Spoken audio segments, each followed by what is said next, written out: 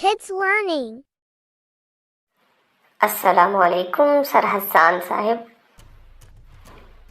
وعلیکم السلام ورحمۃ اللہ وبرکاتہ۔ سر حسان صاحب، میرے دماغ میں بڑے دنوں سے ایک سوال اٹکا ہے، مجھے اس کا جواب تو دیجیے۔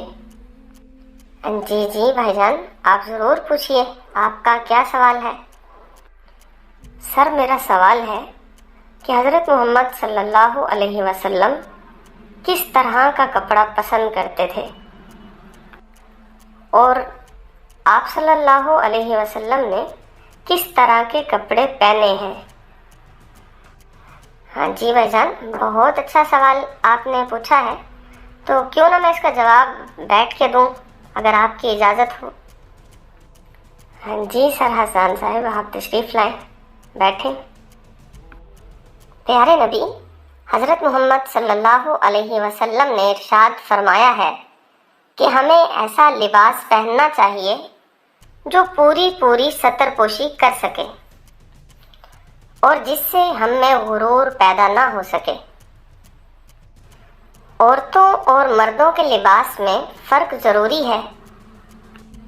نبی کریم صلی اللہ علیہ وسلم نے فرمایا ہے کہ خدا نے ان مردوں پر لعنت فرمائی ہے جو عورتوں جیسے کپڑے پہنتے ہیں، اور ان عورتوں پر بھی لعنت ہے جو مردوں کے لباس کی نقل کرتی ہیں۔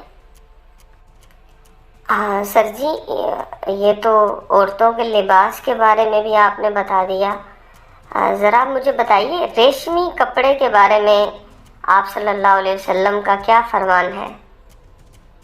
جی بالکل، آپ صلی اللہ علیہ وسلم نے مردوں کے لیے ریشمی کپڑا پہننا حرام قرار دیا ہے۔ آپ صلی اللہ علیہ وسلم کو سفید رنگ کا کپڑا بہت پسند تھا۔ آپ صلی اللہ علیہ وسلم نے فرمایا، سفید کپڑا سب سے بہتر ہے، اور سرخ کپڑا مردوں کے لیے ناپسند کیا ہے۔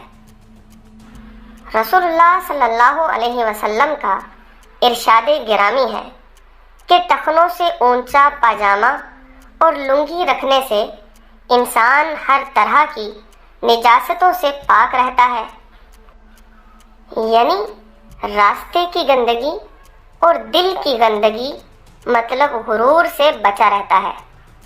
اچھا، ماشاءاللہ ماشاءاللہ۔ حضور صلی اللہ علیہ وسلم نے سادہ، باوقار اور سلیقے کا لباس پہننے کی ہدایت فرمائی ہے۔ آپ صلی اللہ علیہ وسلم بے ڈھنگے پن کے لباس کو پسند نہیں فرماتے تھے۔ بہت شکریہ سر حسان صاحب، آج آپ نے مجھے بہت کچھ بتایا، اللہ مجھے عمل کی توفیق عطا فرمائے، آمین یا رب العالمین۔ Kids Learning.